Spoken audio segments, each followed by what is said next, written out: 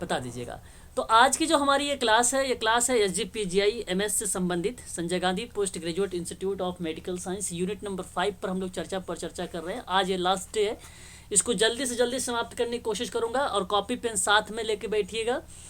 यदि मैं तेज़ चल रहा हूँ तो आप लोग मुझे बता दीजिएगा, तो मैं थोड़ा सा स्लो हो जाऊँगा और कम समय में ज़्यादा कंटेंट आप लोगों को आज प्रोवाइड कराने की कोशिश करूँगा, है ना। तो यहाँ पे आप सभी लोग देख लीजिए, हम बात कर रहे थे बाल्यावस्था के बारे में। बाल्यावस्था में मैं आपसे बता दूं कि यहाँ पे जो शारीरिक विकास है, इन सभी चीज़ों को आप नोट ना करें। बाल्यावस्था में तो पहले आप एक बात ये याद रखिए कि बाल्यावस्था एक मिथ्या परिपक्वता की अवस्था है। इस बात को आप लोग नोट कर लीजिएगा, क्योंकि मिथ्या परिपक्वता जो है ये बोला है रोस महोदय ने, ये एग्जाम में पूछा हुआ प्रश्न है, ठीक है, ये रोस महोदय ने बोला हुआ है। एक बात तो याद रखिएगा। बात अगर मैं करूं तो जीवन का निर्माण काल इसी को बोला जाता है, बाल्यावस्था को जीवन का जो निर्माण काल है, यह बात फ्रायड ने कहा था। इसका नाम है सिगमंड फ्रायड। सिगमंड फ्रायड के बारे में बता दूं अगर मैं आप लोगों से, इसकी जो है 5 अवस्थाएं भी आती हैं एग्जाम में। इसकी जो है 2 मूल प्रवृत्तियां एग्जाम में आती हैं, 14 रक्षा युक्तियां हैं इसकी, वो एग्जाम में पूछी जाती हैं। इन सभी चीज़ों को आप लोग अवश्य ध्यान रखिएगा। सिगमंड फ्रायड के बारे में बहुत ही इंपॉर्टेंट पर्सन है ये, इससे एग्जाम में प्रश्न पूछे जाते हैं। बात करें तो इसने जब जीवन का निर्माण काल बताया तो वहीं एक और विद्वान था, उसका नाम था स्ट्रैग। स्ट्रैग ने इसी बाल्यावस्था को बोला खेलों की उम्र। खेलों की उम्र याद रखेंगे आप सभी लोग कि जो खेलों की उम्र है ये स्ट्रैग के द्वारा बताई गई बाल्यावस्था। वहीं एक गंदी अवस्था के नाम से जाना जाता है बाल्यावस्था को, गंदी अवस्था के नाम से जाना जाता है बाल्यावस्था को, याद रखिएगा आप सभी लोग। यहाँ पे मूर्त चिंतन की उम्र बताई गई है बाल्यावस्था को। बाल्यावस्था को समलिंगी अवस्था के नाम से भी जाना जाता है। तो नाम भी परिवर्तित करके या नाम कुछ अलग करके आ जाए, ये किस अवस्था को जाना जाता है तो आप लोग बता दीजिएगा। इस बाल्यावस्था की जो विशेषताएं होती हैं, उन विशेषताओं को हमें ध्यान से समझना चाहिए, क्योंकि समूह भावना का विकास जो है इसमें जो बताया गया है वो हॉरलॉक के द्वारा बताया गया है। किसके द्वारा बताया गया है? हॉरलॉक। हॉरलॉक का नाम और रॉस का नाम एक बार और आएगा अभी किशोरावस्था में, काफ़ी इंपॉर्टेंट पर्सन है ये लोग। वहीं बात करें तो मित्रों का चयन होता है बाल्यावस्था में, ये बात आपको अच्छे से मालूम होना चाहिए। नेता बनने की जो इच्छा बनती है इसी अवस्था में बनती है, बाल्यावस्था में ही। ये बेसिकली सृजनात्मक का उदय करता है। सृजनात्मकता का मतलब होता है क्रिएटिविटी की बात करता है ये अवस्था। आत्मनिर्भरता यहीं से शुरुआत हो जाती है। क्या शुरुआत होती है? आत्मनिर्भरता। ये शब्द बहुत इंपॉर्टेंट है। आत्मनिर्भरता शब्द यहीं से शुरुआत होती है, बाल्यावस्था से ही। सुप्त कामनावस्था की जब कभी बात आती है, सुप्त कामनावस्था, तो जैसा कि आपको भली भांति तरीके से मालूम है सिगमंड फ्रायड का स्टेटमेंट है ये। बस इतनी बातें आप सभी लोग ध्यान रखिएगा। बाल्यावस्था में सोशल वर्कर ऐसे व्यक्ति के अंदर अगर कोई समस्या है तो उसको कैसे निदान करेगा सोशल वर्कर, उसका उपाय कैसे करता है सोशल वर्कर। यदि अप्लाइड प्रश्न पूछा जाएगा तो एक बात याद रखिएगा सभी लोग, यहाँ पर खेल विधि का प्रयोग करेगा सोशल वर्कर। एक प्ले मेथड्स होता है उसका यूज करेगा। यहाँ पे सृजनात्मकता की शिक्षा का यूज करता है सोशल वर्कर, क्योंकि क्रिएटिविटी का जो एजुकेशन है वो बेसिकली मेडिकल सोशल वर्कर ही यूज में लाता है। जिज्ञासा शांत करता है मेडिकल सोशल वर्कर। जिज्ञासा का मतलब ये होता है हर बात बात पे कोई ना कोई चीज़ पूछ लेना, क्या क्यों कैसे वाला जो क्वेश्चन मार्क आता है बच्चों लेके आते हैं, उसकी जिज्ञासा होती है, उन जिज्ञासा को समाप्त करता है ये सोशल वर्कर। समाप्त करने का मतलब ये हुआ कि उसको संतुष्ट करता है उसको बताकर। संगत प्रवृत्ति की आदतें डाला जाता है, संगत प्रवृत्ति। यहीं पर मेडिकल सोशल वर्कर सीसीटी का भी प्रयोग करता है। यदि किसी बच्चे के अंदर असामाजिक तथ्य उत्पन्न होते हैं तो उसे संगत प्रवृत्ति के माध्यम से उसके अंदर जो है सकारात्मक व्यवहार का निर्माण करता है और जो नकारात्मक व्यवहार होता है उसको दूर करता है। ध्यान रखिएगा यहाँ जो सिर का आकार है, जी कुछ कह रहे थे sir? Classical conditioning theory. Ivan Patrick Pavlov सन 1904 में आदत पर आधारित था ये सिद्धांत। 1904 में इवान पैट्रिक पावलोव ने दिया था। 1904 में इवान पैट्रिक पावलोव को नोबेल पुरस्कार से नवाजा भी गया है, इस बात को भी आप लोग ध्यान रखिएगा। आगे बढ़ते हैं तो यहाँ पे सिर का आकार वगैरह एग्जाम में आप लोगों से नहीं आएगा, इसको छोड़ दीजिए। आगे बढ़ते हैं, दांत के लेकर यहाँ से नहीं पूछा जाता। हड्डी से ये प्रश्न एग्जाम में पूछा जा चुका है। जैसा कि आप लोगों को मालूम होगा, छोटी छोटी हड्डियों के बनने के कारण हड्डियों की जो संख्या होती है उस समय 270 होती है। याद रखिएगा, आपको बता दो, सबसे शुरुआत में अगर हम बात करते हैं बच्चे के अंदर जो है 270 हड्डियां होती हैं, वहीं बाल्यावस्था में ये हड्डियां आ जाती हैं 350। 350 कितनी हड्डियां हो जाती हैं मानव के अंदर? 350, ये बाल्यावस्था के अंतर्गत। अब ध्यान रखिएगा कि ऑप्शन में आप लोगों से ये भी माना पूछा जाता है, लेकिन यदि आपसे पूछ ले एग्जाम में कि मानव के शरीर में कुल कितनी हड्डियां होती हैं, तब आपको क्या जवाब होना चाहिए? 206। बिल्कुल करेक्ट जवाब, 206 हड्डियां होती हैं। अब इस समय हम लोगों के पास 206 हड्डियां हैं। ये बात मैं कर रहा हूँ बाल्यावस्था के पहले 270 थी, ये बात आपको स्पष्ट हो गई। और फिर जैसे ही बच्चा बाल्यावस्था में आता है वहाँ हड्डियाँ 350 हो जाती हैं, और फिर इसके बाद जैसे किशोरावस्था में जाता है वो 206 हड्डियाँ हो जाती हैं। यही चीज़ आपसे एग्जाम में पूछा जा चुका है, ये बात आप ध्यान रखिएगा। ये चीज़ें थी बाल्यावस्था के परिप्रेक्ष्य से, मैंने आप लोगों को कुछ बातें बताया है जो इम्पोर्टेंट थी आप सबके लिए। आगे बढ़ेंगे, वहीं आती है किशोरावस्था। किशोरावस्था में शारीरिक विकास की बात यहाँ पे किया जा रहा है। मैं इनके बारे में थोड़ा सा बता दूं। किशोरावस्था शब्द जो है अंग्रेजी भाषा के एडोलसेंस से लिया गया है। जैसा कि आप जानते हैं ये एडोल्सियर शब्द से निकला है, जिसका अर्थ अगर हम बात करें किशोरावस्था का जो मीनिंग होता है, एग्जाम में प्रश्न अगर पूछ ले आप लोगों से कि किशोरावस्था का अर्थ बताइए, तो ऑप्शन में आप जरूर ढूंढिएगा, वहां पे मिलेगा परिपक्वता की ओर आगे बढ़ना। परिपक्वता की ओर आगे बढ़ना इसका अर्थ होता है किशोरावस्था की ओर आगे बढ़ना। क्लियर रहेगा ना? कोई दिक्कत तो नहीं होगी अगर ऐसा प्रश्न में आएगा तो? आएगा, क्योंकि हाँ ये प्रश्न में पूछे जाते हैं ये सारी चीज़ें। मैं आपको किशोरावस्था में अभी अभी एक व्यक्ति का नाम बताया था, उसका नाम था स्टेनले हॉल। स्टेनले हॉल ये एक ऐसा विद्वान है जिसने किशोर मनोविज्ञान के जनक के नाम से जाना जाता है। किशोर मनोविज्ञान का जनक कौन है तो आप नोट कर लीजिएगा। किशोर मनोविज्ञान की बात करेंगे तो यह आपका स्टेनले हॉल आता है। व्यवहारवाद का जनक कौन है तो जेबी वॉटसन नाम आता है, जैसा कि आपको मालूम होगा। अगर हम बात करें प्रयोगात्मक मनोविज्ञान का जनक कौन किसे कहा जाता है प्रयोगात्मक में, तो विलियम उंट का नाम याद रखिएगा। याद रहेगा, भूलेगा तो नहीं ना आप लोगों की ये 3-4 नाम? बिल्कुल भूलना भी नहीं चाहिए। शिक्षा मनोविज्ञान का किसका नाम आता है, जनक किसको कहा जाता है?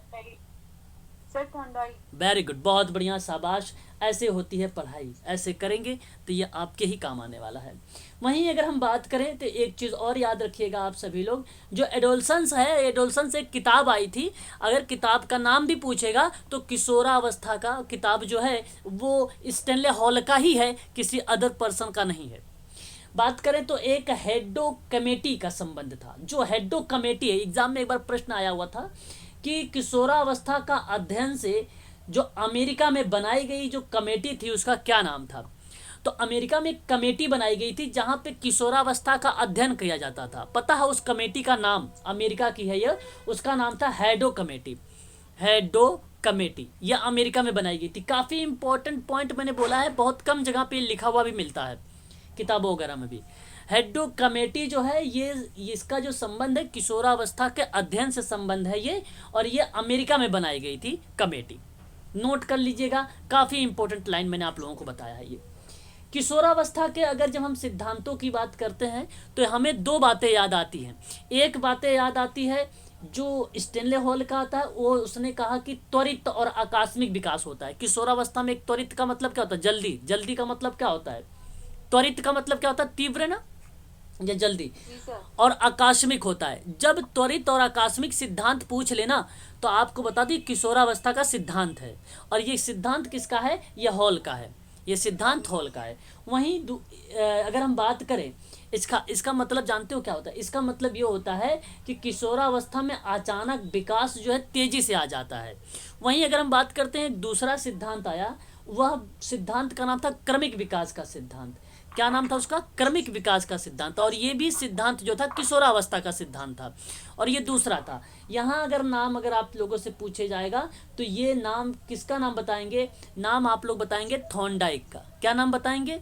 थॉर्नडाइक का नाम बताएंगे क्रमिक विकास का सिद्धांत। थॉर्नडाइक ने जानते हैं यहाँ पर क्या बोला, इन्होंने कहा कि कोई भी अचानक से नहीं होता है बल्कि वो क्रम में होता है।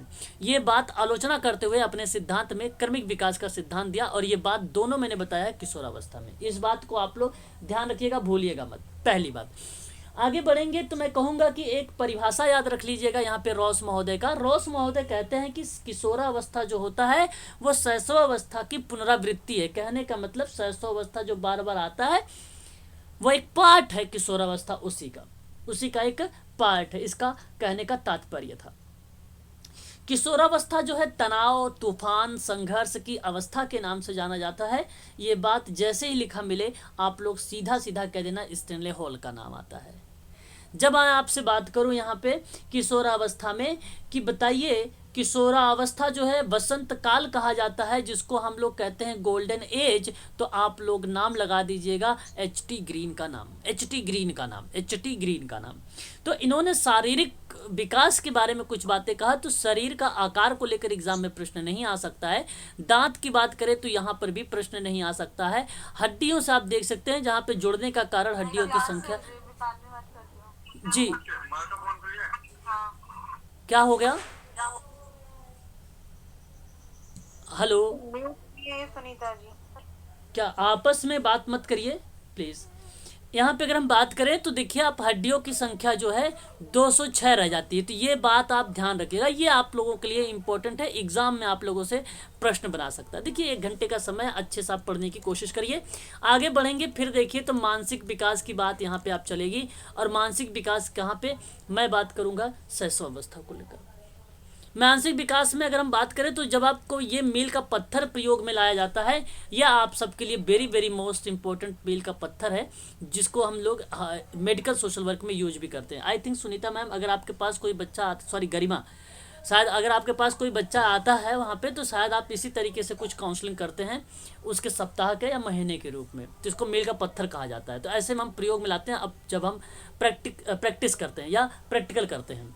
तो द्वितीय सप्ताह में शिशु का प्रकाश और चमकीली वस्तुओं की तरफ आकर्षित होता है। यदि वो कहेंगे पेरेंट्स हाँ तो ठीक है, यस करिएगा, अगर नहीं कहेंगे तो नहीं। तो आप यहाँ पे क्या कहेंगे, विकास जो उसका है डिले हुआ, तो डेवलपमेंटल डिले आप कह सकते हो DD, या आप डिले कह जाए। आप अगर कोई समस्या वहाँ पे आ रही है या कोई दिक्कत आई थी तो उन प्रॉब्लम को या उस दिक्कत को आप यहाँ पे मेंशन कर सकते हैं, लिख भी सकते हैं, कोई दिक्कत नहीं होगी, है ना।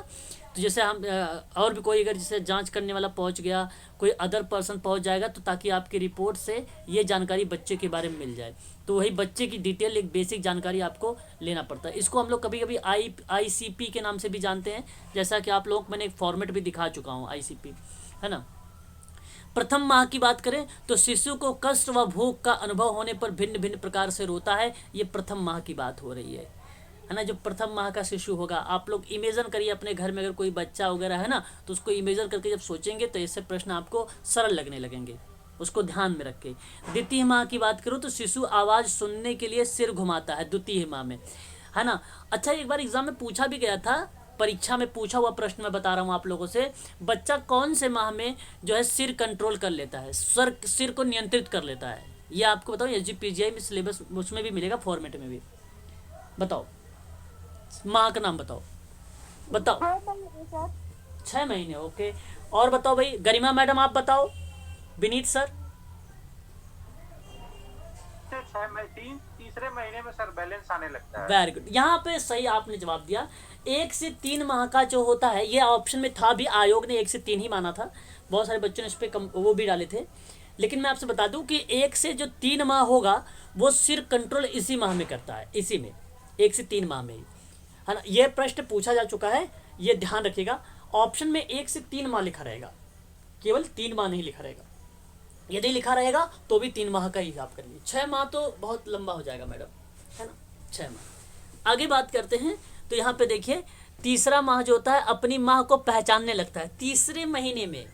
देखिए ये मैं किताबों की बात कर रहा हूँ, SK मंगल के अकॉर्डिंग, SK मंगल की बुक। आप देख सकते हैं कि SK मंगल महोदय ने क्या कहा है कि अपनी माँ को पहचानने लगता है 3 माह में, है कि नहीं, ध्यान रखिएगा।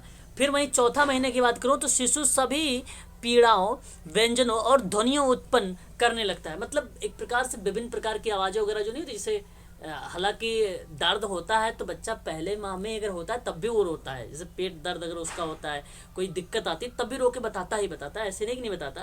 लेकिन चौथे महीने में यहाँ पे कहा जा रहा है कि पीड़ाओं व्यंजनों की ध्वनियों उत्पन्न करने लगता है, मतलब बताने लगता है, या एक प्रकार से फिजिकली मूवमेंट वगैरह भी बनाने लगता है बच्चे शिशु सभी पीड़ाओं को।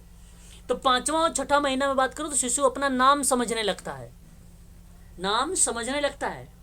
अच्छा एक चीज़ और बता दूं, ये किताबी बात ही है, आपको बता दूं आजकल के बच्चे बड़े जो हैं इंटेलिजेंट समझो एक प्रकार से होते हैं, है ना। अभी बता दूं आपको कि अगर 2-3 साल का बच्चा है, आप उसे फ़ोन दे दोगे ना, यूट्यूब बहुत बढ़िया चलाता है, वो बोल के चला लेता है भाई साहब। यूट्यूब में अगर उसे गेम देखना है तो गेम को बुला लेगा भाई यूट्यूब से, माइक से। यदि कोई वीडियो देखना है तो भी वो माइक का यूज करके बुला लेता है। अच्छा कुछ तो ऐसे फंक्शन भी जानता है बच्चा जो कि हम लोगों को भी नहीं पता होगा उसमें, है ना। तो दीदी की 4 साल की बेटी, वो बहुत अच्छे से फोन ऑपरेट करती है। हाँ आप समझ सकते हैं इस तरीके से। लेकिन आप देखिए यहाँ पर शिशु अपना नाम समझने लगता है, और ये बात 6ठे महीने की बात है।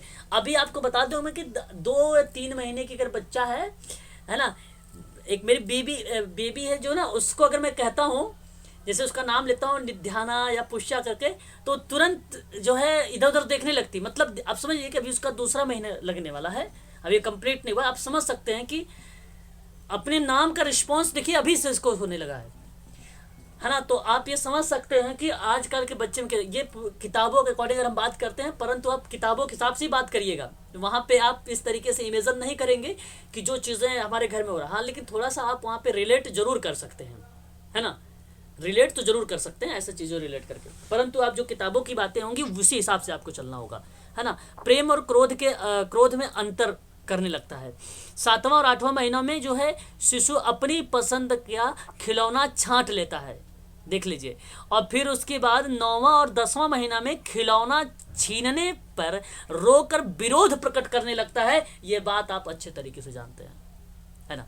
तो ये शब्द आप लोगों के लिए इंपॉर्टेंट था। और अभी ये यहाँ क्रोध भी आता है क्या, इसको गुस्सा भी आएगा ना सर? बिल्कुल सर, अभी तो बता रहा हूँ। अगर आप अपने छोटे बच्चे को बता दो, अगर 3-4 महीने का है ना, अगर उससे आप गोदी नहीं लेंगे, बच्चे देखो बड़े समझदार है, आपको पहले ये करते हैं, फिर उसके अंदर वो चिल्लाने लगती है। 9th महीने का, वो जब कुछ छीनो तो ना मुंह पे हाँ। अपने हाथ गुस्सा आती है।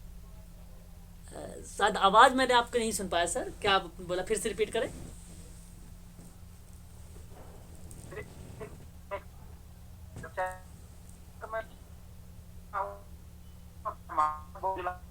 अच्छा अच्छा, शायद आपकी आवाज मेरे यहाँ नहीं आ रही है। किसी के पास इनकी आवाज सुनाई दे रही है भाई, सुनीता मैम और किसी? नहीं सर, इनकी आवाज ब्रेक हो रही है। आपकी आवाज़ सर ब्रेक हो रही है। शायद आप कह रहे हैं कि हाँ ये देखिए सर, सत्य मैं बता दूं, शायद आप यही पूछना चाहते हैं। बिल्कुल, शिशु को ना क्रोध आता है। क्रोध का मतलब आप ऐसा क्रोध मत समझ लीजिए जैसे आप लोगों में क्रोध आता है। क्रोध तो उनके अंदर भी होता है भाई, वो उनके लेवल का क्रोध है ना। तो क्रोध उनके अंदर भी आता है। अगर आप गोदी नहीं लेंगे तो गुस्सा कर जाते हैं, रोने लगते हैं ऐसे बच्चे, और आप उन्हें गोदी लेने आपकी गोद में भी नहीं जाएंगे वो, है ना, वो जाएंगे नहीं। तो इसका मतलब वो व्यक्त करते हैं अपने क्रोध को ही, है ना। कोई चीज़ होता है, आप छोटे बच्चे हैं, घर में इमेजिन करना या ले किस तरीके से आप कभी प्रैक्टिस करना या देखना एक्सपेरिमेंट, है ना, तो वो जरूर करेगा इस तरीके, उसे क्रोध ही कहेंगे। 1 वर्ष में अगर हम बात करें, देखिए शिशु जो है 4 शब्द बोलने लगता है, पा मा दा का। ये भी इम्पोर्टेंट शब्द है आप सबके लिए, इसे भी आप सभी लोग ध्यान रखिएगा, ठीक है। वहीं अगर हम लोग बात करें आगे, तो 2 वर्ष में देखिए 2 शब्दों को बोलने लगता है। 2 वर्ष के अंत तक वो शब्द भंडार 100 से 150, 100 से 200 शब्दों का हो जाता है। देखिए ये प्रश्न एक बार एग्जाम में पूछा जाया था कि बाल्यावस्था में शिशु का जो जीवन का अनोखा काल है, उसमें भाषा का जो विकास होता है, बेसिकली 3 वर्ष में 350 शब्दों का विकास होता है। ये पेपर में पूछा गया था शब्द बाल्यावस्था की। परंतु यहाँ पे अगर आप देख रहे हैं, वो 300 वर्ष का था, 350 शब्द। यहाँ पे 2 शब्दों को बोलने की बात की गई थी। देखो किताब में ये मिल जाता है, लेकिन जब 350 शब्द आता है, आयोग ने 350 शब्द को माना था। तो मैं आपसे कहूंगा कि वहां पे 3 वर्ष मेंशन कर लीजिएगा, 350 शब्द का यूज। अच्छा ये प्रश्न मैं ना सोशल वर्क का बता रहा हूँ, ऐसा भी नहीं कि मैं कहीं अलग का पेपर आपको बता रहा हूँ, सोशल वर्क का पेपर का प्रश्न बता रहा हूँ ये, है ना। MSW में आपको बता दो ना, ये एक सब्जेक्ट रहा होगा आप लोगों को, है ना। 3 वर्ष में बात करें तो जो है शिशु पूछने पर अपना नाम बता देता है, जो है सीधो और लंबी रेखा, सीधी और लंबी रेखा को देखकर वैसे बनने की कोशिश भी करता है। मतलब ये तो बात अच्छी है।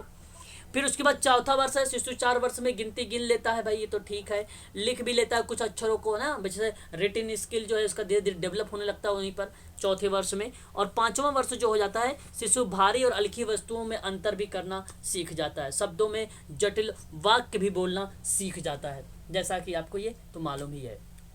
ठीक है, ये चीज़ें हैं आपका। फिर बाल्यावस्था की बात अगर हम आगे बढ़ेंगे तो यहाँ पे देख सकते हैं मानसिक विकास की बात यहाँ पे की गई है ना। अब आगे 6 वर्ष का बालक जो है 13 से 14 तक की गिनती गिन लेता है ना, यहाँ पर ये बातें कही जा रही हैं। आगे बात करते हैं, और मानसिक विकास है ये। 8 वर्ष में क्या है, 8 वर्ष में एक जो है बालक छोटी छोटी कहानियों और कविताओं को दोहराने लगता है। ये आप देख लीजिएगा, कोई खास उतना इम्पोर्टेंट नहीं लगता मुझे। आगे बढ़ेंगे इसी क्रम में हम लोग किशोरावस्था के बाद सामाजिक विकास की बात करेंगे। सामाजिक विकास में आप देख सकते हैं हम लोगों को जो है बेसिकली सोशल वर्क से ही है, तो सोशल डेवलपमेंट से ही पूछा जा सकता है। ये सामाजिक आयाम है सभी के सभी, ये मनोविज्ञान में ये आयाम जाने जाते हैं। अभी मैंने शुरुआत में आप लोगों को पढ़ाया था। सामाजिक संबंधों की परिपक्वता प्राप्त करना होता है इसमें। क्रो ने कहा कि जन्मजात शिशु ना तो सामाजिक प्राणी होता है ना ही असामाजिक प्राणी होता है, लेकिन इस अवस्था में वो अधिक समय तक नहीं रह पाता है। ठीक है, और ये बात हो रही है शैशव अवस्था की। तो नो सोसाइटी नो मोरालिटी की बात किस विद्वान ने कही थी, बताइए।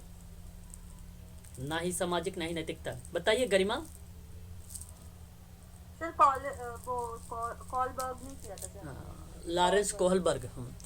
तो प्रथम महीना जो है वह मानव का आवाज़ को नहीं पहचानता, केवल मानव की आवाज़ को पहचानता है। तीसरा माह में वह अपनी माँ को पहचानता है। चौथे माह में शिशु अपने आप आने वाले व्यक्तियों को बड़े ध्यान से देखता है। यदि उसके साथ कोई खेलता है तो वह भी खेलता है और मुस्कुराता है। चौथे महीने की बात ये है कि नहीं। तो ये सारी चीज़ें हमें देखने को मिलती है।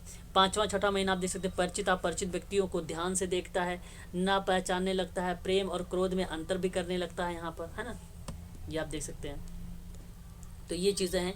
आगे बढ़ेंगे, सामाजिक विकास यहाँ पे साथ साथ में एक संवेगात्मक विकास है। यह आप लोगों के लिए थोड़ा सा इंपॉर्टेंट बनेगा। देखिए, संवेगात्मक विकास, संवेग 2 प्रकार के होते हैं, एक बुरे संवेग होते हैं, एक अच्छे संवेग होते हैं। बुरे संवेग जिसे क्रोध हो गया, घृणा हो गया, ईर्ष्या हो गया, भय हो गया, ये सारे आते हैं। अच्छे में प्रेम, हर्ष, आनंद, करुणा और दया इत्यादि आते हैं। ठीक है, तो ये भी शब्द आप ध्यान रखिएगा। ठीक है, संवेग 2 टाइप के बताए गए थे। ठीक है, यहाँ पर आप देख सकते हैं। आगे बढ़ेंगे अब, है ना। आगे हम लोग चलेंगे तो पर्सनालिटी एक शब्द है, ये वेरी वेरी मोस्ट इंपॉर्टेंट शब्द है आप लोगों के लिए, पर्सनालिटी। ये यहाँ से भी एग्जाम में प्रश्न पूछे जाते हैं। मैं बता दूं आप लोगों को कि जो व्यक्तिक विभिन्नता आप लोगों ने पढ़ा होगा, व्यक्तिक विभिन्नता पढ़ा होगा। व्यक्तिक विभिन्नता जो होता है वो बेसिकली फ्रांसिस गाल्टन की भूमिका होती है। गाल्टन की, किसकी? गाल्टन की। फ्रांसिस गाल्टन ने 3 शब्द मैं बताता हूँ गाल्टन के बारे में, आप चाहो तो नोट कर लो। और गाल्टन इंपॉर्टेंट है, अगर पूछेगा तो इन्हीं 3-4 शब्दों से ही आएगा, अदरवाइज नहीं पूछेगा तो आएगा ही नहीं। एक तो आप व्यक्तिक विभिन्नता के बारे में, इसको जो है अध्ययन का जनक माना जाता है। व्यक्तिक अध्ययन का जनक किसे कहा जाता है? व्यक्तिक विभिन्नता के अध्ययन का जनक किसे कहा जाता है? तो गाल्टन को कहा जाता है। एक बात अगर पूछा जाएगा तो ये आप लगा दीजिएगा। दूसरी बात, अगर इसने कहा कि शब्द साहचर्य जो दिया गया है, शब्द साहचर्य, ये किस विद्वान का शब्द साहचर्य शब्द है? तो आप बता दीजिएगा फ्रांसिस गाल्टन का। ये दूसरा, सफल और असफल लोगों के बारे में किस विद्वान ने बताया है कि एक सफल होते हैं लोग और एक असफल लोग होते हैं? तो ऐसी भी बात अगर एग्जाम में आता है तब भी फ्रांसिस गाल्टन का नाम लगाइएगा। और रेटिंग मापनी की अगर एग्जाम में प्रश्न पूछ ले, किसकी? रेटिंग स्केल, जिसको रेटिंग मापनी कहते हैं, इन्हीं 4 शब्दों के बारे में अगर पूछेगा तो आप बेझिझक फ्रांसिस गाल्टन का नाम लगा के चले आइएगा। अच्छा, तो एक रेटिंग क्या बताया है? रेटिंग मापनी फ्रांसिस गाल्टन की। मैं आपको बता दूं, बेसिकली व्यक्तिगत विभिन्नता का अध्ययन जनक को जब माना गया गाल्टन को, तो इन्होंने कहा कि दुनिया में पहली बार जुड़वा बच्चों के अध्ययन करके बताया कि बुद्धि का पहला अध्ययन भी किया और निर्धारण मापने का पहली बार प्रयोग भी किया, और निष्कर्ष निकाला कि दुनिया कोई 2 बच्चे बुद्धि में पूरी तरह से समान नहीं होंगे और ना रहेंगे, ना होते भी हैं। आप जानते हैं कि व्यक्तिगत विभिन्नता पाई जाती है। इसलिए बुद्धि का पहला अध्ययन किसने किया था? तो आपको बता दो, बीनेट का नाम भी आएगा, टर्मन का नाम भी आएगा और फ्रांसिस गाल्टन का भी नाम आएगा और वेस्लर का भी नाम आ सकता है। तो आप ध्यान ये रखिएगा कि बुद्धि का जो पहला अध्ययन किया था वह नाम याद कर लीजिए, फ्रांसिस गाल्टन। एक और शब्द मैंने आपको बता दिया यहाँ पर कि बुद्धि का पहला अध्ययन, बुद्धि का पहला अध्ययन। तो नोट कर लीजिएगा, बहुत इंपॉर्टेंट है। पांचों के पांचों पॉइंट हैं जो आप लोगों के एग्जाम में हो सकता है ये देखने को मिल जाए। इनकी तो जो दूसरे राइटर बताए थे एक बार दोबारा नाम बताएंगे? दूसरा राइटर मतलब और भी राइटर बताए हैं ना हमने, टर्मन हो गया और क्या हाँ, बताया? अच्छा, अल्बर्ट, जैसे अगर हम बात करें तो एक बीनेट का नाम आता है, टर्मन का नाम आता है, ठीक है, और बेशलर का नाम आता है एक, ठीक है। ये सब ये पढ़ाएंगे, बुद्धि के बारे में थोड़ा सा कॉन्सेप्ट बताएंगे, वहाँ पे चर्चा करेंगे, लेकिन ये सब का नाम नहीं आएगा वहाँ पे। बीनेट का, टर्मन का, बेशलर का, है ना, और भी नाम है, बहुत सारे नाम हैं, अभी देखते हैं, स्किप कर रहा माइंड से, ठीक है। तो ये सारे लोग नहीं आएंगे, केवल फ्रांसिस गाल्टन का नाम आएगा। ओके, ठीक रहेगा ना? यही पूछ रहे थे, कुछ और पूछ रहे थे? हाँ जी, यही ठीक। एक बार और ये थोड़ा सा बता दीजिएगा गाल्टन के बारे में, चलो। और अरे भाई, अभी मैम अभी चर्चा करेंगे गाल्टन वगैरह। अच्छा, फ्रांसिस गाल्टन की बात कर रहे हो। फ्रांसिस गाल्टन देखिए, ये बेसिकली व्यक्तिगत विभिन्नता के जनक हैं। शब्द साचर, ये शब्द के बारे में इन्होंने परिचित करवाया था। सफल और असफल लोगों के बारे में बताया था। रेटिंग स्किल मापने के बारे में बताया था। बुद्धि का जो पहला परीक्षण हुआ था, इसका अध्ययन किया था किसने? तो व्यक्तिगत विभिन्नता के आधार पर फ्रांसिस गाल्टन ने किया था।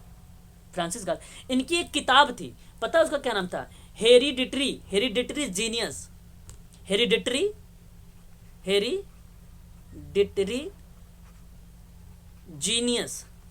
जीनियस, ये किताब थी।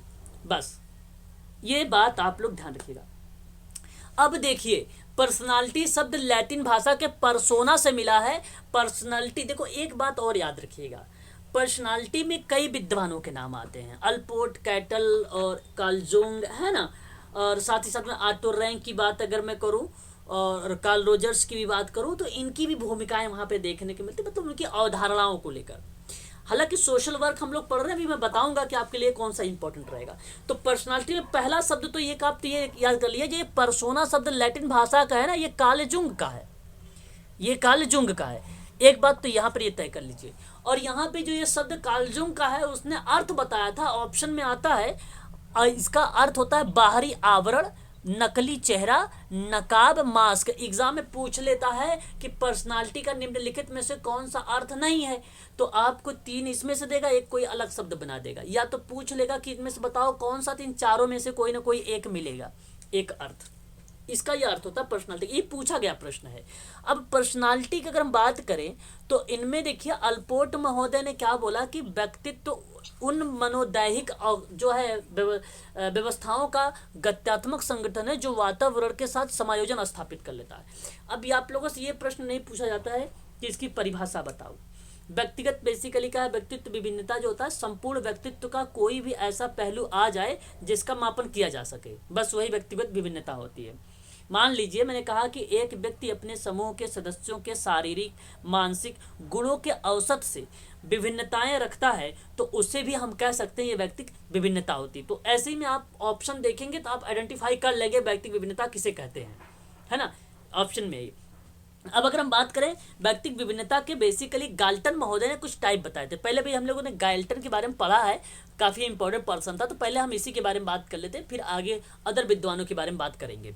तो एक विद्वान थे, उनका नाम था गाल्टन। गाल्टन ने यहाँ पर जो व्यक्तिगत विभिन्नता बताए तो वो 4 टाइप के बताए थे।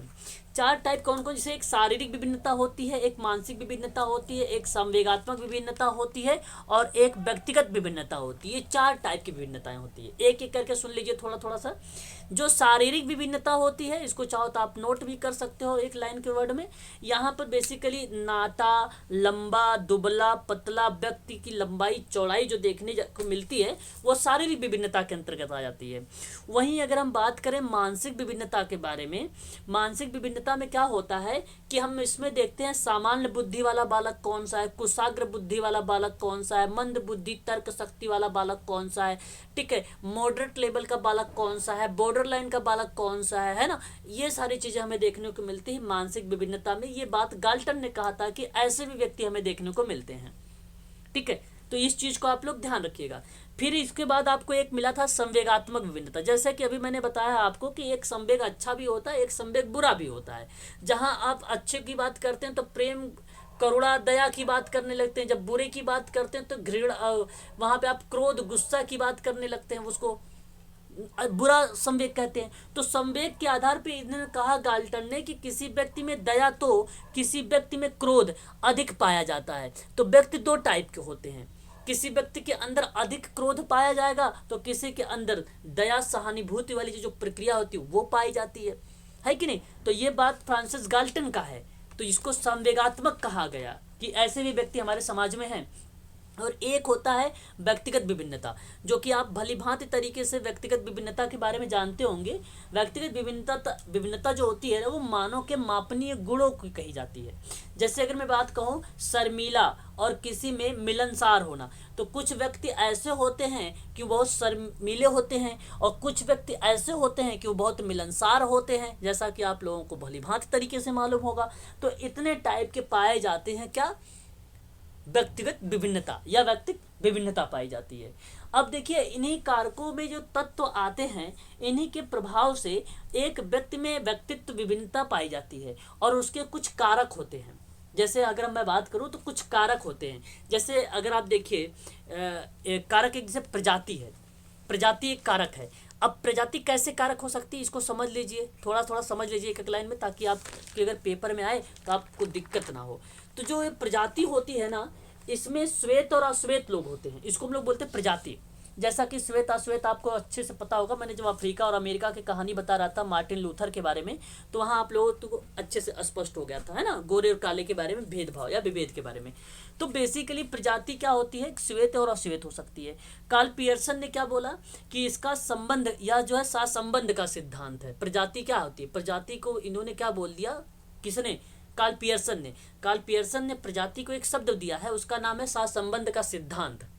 कहा कि ये सहसंबंध का सिद्धांत है, श्वेत और अश्वेत लोगों का सिद्धांत है, ये भी कार्ल पियर्सन ने माना है, ठीक है। ये भी बात ध्यान रखिएगा। एक आपकी अगर हम बात करें यहाँ पे, तो एक और व्यक्तिगत विभिन्नता में कारक पाया जाता है, उसका नाम है लिंग। जैसे अगर मैं लिंग की बात करूँ, हार्मोन सभी के अलग अलग तरीके से विकास होते हैं, इसलिए आप कह सकते हो कि व्यक्तिगत विभिन्नता भी पाई जा सकती है, लिंग भी यहाँ पर एक भूमिका निभाता है। वहीं बात करूँ आयु, जैसे अगर 1 घंटे और 16 वर्ष के बालक में अंतर की बात करें, या आप 1 वर्ष बालक की बात कर ले, या 5 वर्ष की बालक की बात कर ले, या 16 वर्ष की बालक की बात कर ले, तो उसमें अंतर पाया जाता है। इसलिए आप ये भी एक कारक मान सकते हैं कि आयु भी हो सकता है एक कारक व्यक्तिगत विभिन्नता का। एक शिक्षा की बात कर लें, शिक्षा काफ़ी इंपॉर्टेंट पॉइंट है ये। शिक्षा का मतलब ये हुआ कि जैसे हिंदी विज्ञान जैसा हमारी शिक्षा है, वैसा ही दृष्टिकोण से पढ़ना, तो शिक्षा भी व्यक्तिगत विभिन्नता का कारण। अभी आप सोच लीजिए कि अमेरिका और इंग्लैंड यूएसए की बात करें तो वहाँ के जो बच्चे होंगे उनको क्या है भाई, इंग्लिश में ज़्यादातर महारत। अब यहाँ की अगर हम बात कर लेते हैं यूपी के क्षेत्र में या बिहार के क्षेत्र में, वहाँ के किसी एक क्षेत्र की बात कर ले तो वहाँ पे हिंदी चलती है। तो यहाँ पे शिक्षा भी एक अहम भूमिका निभाती है व्यक्तिगत विभिन्नता में भी, है ना। आर्ट पढ़ने वाले बच्चे की बात कर लेता हूँ, साइंस पढ़ने वाले बच्चों की भी, तो वहाँ पर भी एक प्रकार से क्या व्यक्तिगत विभिन्नता हमें देखने को मिल जाती है। अधिगम देखिए, किसी बालक में बहुत तीव्र होती है तो कोई स्लो लर्नर होता है लर्निंग में भी, तो अधिगम भी कहीं ना कहीं व्यक्तिगत विभिन्नता का कारण बन सकता है कि नहीं बन सकता है, बिल्कुल बन सकता है। रुचि देख लीजिए, सबकी रुचि अलग अलग होती है कि नहीं होती, तो रुचि भी मिलेगा भाई, ये इंटरेस्ट है। तो यहाँ पे आप देख सकते हैं रुचि, लर्निंग, बुद्धि। अच्छा बुद्धि कैसे, जैसे अगर मैं बात करूँ आप लोगों से कि बुद्धि भी एक भूमिका निभाता है सबके आईक्यू लेवल के आधार पे। अगर मैं आईक्यू की बात करता हूँ तो एक सामान्य होता है 90 से 110 होता है कि नहीं। जब हम बात करते हैं 140 या 120 या 110 के बाद तो क्रिएटिव आ जाता है, कुशाग्र आ जाता है ना, ये सारी बुद्धि लब्धि आ जाती है। आईक्यू इंटेलिजेंस क्वोशेंट जिसको हम लोग आईक्यू बोलते हैं, आईक्यू का फार्मूला अभी हम चर्चा करेंगे उस पर, M A upon C A into 100। इस पर भी चर्चा करेंगे, टर्मन ने दिया था ये।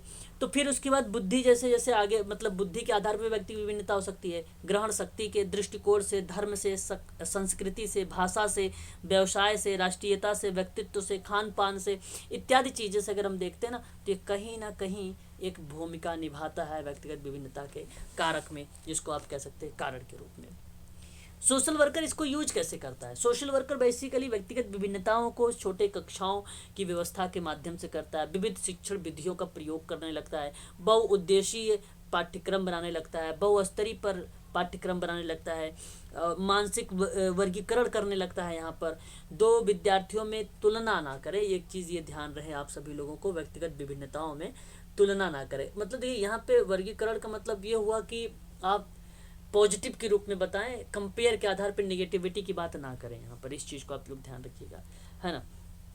तो ये होता है व्यक्तिगत विभिन्नता। तो यहाँ पे आप देख सकते हैं कि एक क्रेचमर और एक जो है क्रेचमर, एक विद्वान कहें जिन्होंने 4 प्रकार के बताया। ये स्थूल काय होता है, एक सुडोल काय होता है, एक क्षीण, एक मिश्रित।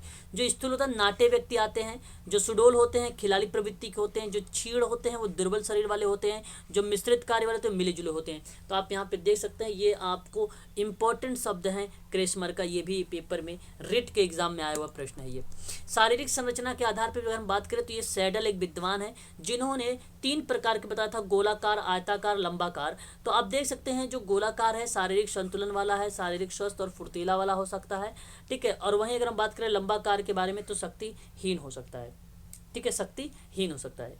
तो शारीरिक संरचना के आधार पर सैडल का बुद्धि का यहाँ पे जो होगा आपका व्यक्तिक विभिन्नता के आधार होगा, व्यक्तिक विभिन्नता का आधार होगा, ठीक है। तो इसको आप सभी लोग ध्यान रखिएगा, याद रहेगा आप सबको, बता दीजिए एक बार। हाँ, तो सैडल ने आप ध्यान रखिएगा कि यहाँ पर इसको जो है, एक को इन्होंने क्या बोला, एंडोमार्फी बोला, एक को इन्होंने मेजोमार्फी बोला, एक को इन्होंने एक्टोमार्फी। देखो अब इसमें मेजोमार्फी में क्या होता है, देखिए मैं आपको बता दूं, मेजोमार्फी जो होता है वो मांसपेशियां तथा हड्डियों की प्रधानता इसमें होती है। इसमें जो है संयोजक ऊतकों की प्रधानता होती है, साहसी, ऊर्जावान, दृढ़ निश्चितता वाली बात होती है, जिसको हम लोग आयताकार का नाम देते हैं। इसको मेजोमार्फी ये कहते हैं। जब हम बात करते हैं एंडोमार्फी के बारे में, तो इसमें शरीर की चिकनाई, शरीर का गोला आकार, स्थूलकाय, पेट का आगे की तरफ निकला होना, और भोजन से स्नेह ज़्यादा करना, आराम पसंद करना, मिलनसार होना, ये बेसिकली एंडोमार्फी के अकॉर्डिंग हम लोग इसको देखते हैं। तो याद करिएगा सभी लोग, इसको एडोमॉर्फी भी कहा जाता है, इस बात को ध्यान रखिएगा, ये एग्जाम में आप लोगों से प्रश्न पूछा जा चुका है। उसके बाद आपका एक आता है लंबा कार। लंबा कार बेसिकली इसको एक्टोमार्फी कहते हैं। एक्टोमार्फी का मतलब यहाँ पे ये होता है कि दुबला पतला शरीर वाला होना, शरीर की कोमलता, मस्तिष्क का बड़ा होना। और मस्तिष्क का बड़ा होने को क्या बोलते हैं, मस्तिष्क अगर बड़ा है किसी को, उससे क्या कहेंगे, एक शब्द है, उसका नाम जानते हैं? नहीं सर।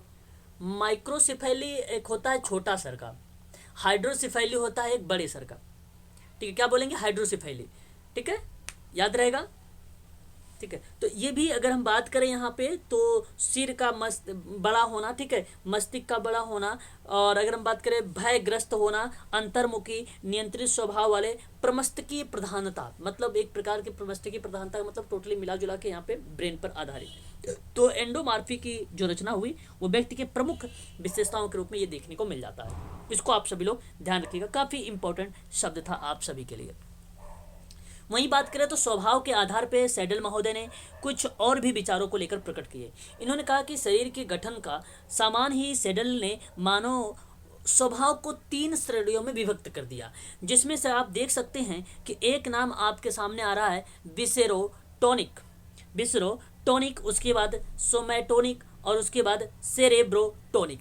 ये आप ध्यान रखिएगा। जो यहाँ पर आप देख रहे हैं विसेरोटोनिक शब्द, ये बेसिकली आराम तलब होता है, ये भोजन में रुचि रखते हैं, ये सहज प्रियता होती है, इनके अंदर सहिष्णुता होती है, कल्याणकारी स्वभाव के ये लोग पाए जाते हैं। तो मस्त मौला होते हैं, आनंद खाना पीना पसंद करते हैं, आराम करना पसंद करते हैं, प्रेम करना पसंद करते हैं। ये ऐसे लोग होते हैं जो स्वभाव के आधार पर, इनको क्या बोला जाता है, विसेरोटोनिक बोला जाता है, विसेरोटोनिक कहा जाता है। इस चीज़ को आप ध्यान रखिएगा ऐसे व्यक्तियों को। एक होता है सोमैटोनिक, एक नाम आता है। इसको अगर हम बात करें तो यहाँ पर स्वभाव वाले जो व्यक्ति होते हैं, ऐसे स्वभाव वाले व्यक्ति, ये खतरा जोखिम उठाने की प्रवृत्ति इनके अंदर होती है। ये महत्वाकांक्षी लोग होते हैं, ये निर्दयी होते हैं, ये प्रभुत्व और बल प्रधानता की भी शब्दों का प्रयोग करते हैं। तो आप देख सकते हैं कर्मठ, शक्तिशाली, साहस, अस्पष्ट भाषाई और अधिकार प्रिय लोग होते हैं, ये आप देख सकते हैं यहाँ पर। उसके बाद एक और होता है जहाँ पे सेरेब्रोटोनिक या सेरेब्रोटोनिया या कहा जाता है इनको। तो आप ध्यान रखिए, ऐसे व्यक्ति होते हैं जो समाज से दूर रहने वाले व्यक्ति होते हैं। ये बेसिकली एग्जाम में पूछा जा सकता है आप लोगों से सोशल वर्क में, जहाँ समाज से दूर रहने वाले व्यक्ति होते हैं वो सैडल के किसके अनुसार रखे गए हैं, स्वभाव के आधार पर व्यक्तियों को। तो याद रखिएगा आप सभी लोग, सेरेब्रोटोनिया नाम रहेगा या आप सेरेब्रोटोनिक नाम रहेगा, ये अवश्य आप लोग लगाइएगा, बहुत इंपॉर्टेंट शब्द है। समाज से दूर रहने वाले व्यक्ति ऐसे होते हैं। यहाँ पर विचारशील होते हैं ये, कम सोने वाले होते हैं ये, विचारशील प्रवृत्ति वाले व्यक्ति होते हैं ये। तो आप कह सकते हो कि हैरान, परेशान, दुखी, संकोची, शर्मीले और अंतर्मुखी व्यक्तित्व वाले यहाँ पर इनको पाया जाता है। ये बात आप सबको ध्यान रखना होगा। आगे हम बढ़ते हैं यहाँ पे, तो एक हिप्पोक्रेटस ने वर्गीकरण किया, और जब हिप्पोक्रेटस ने बताया तो वो द्रव्य और उसके स्वभाव के आधार बताया, कफ प्रवृत्ति वाले होते हैं।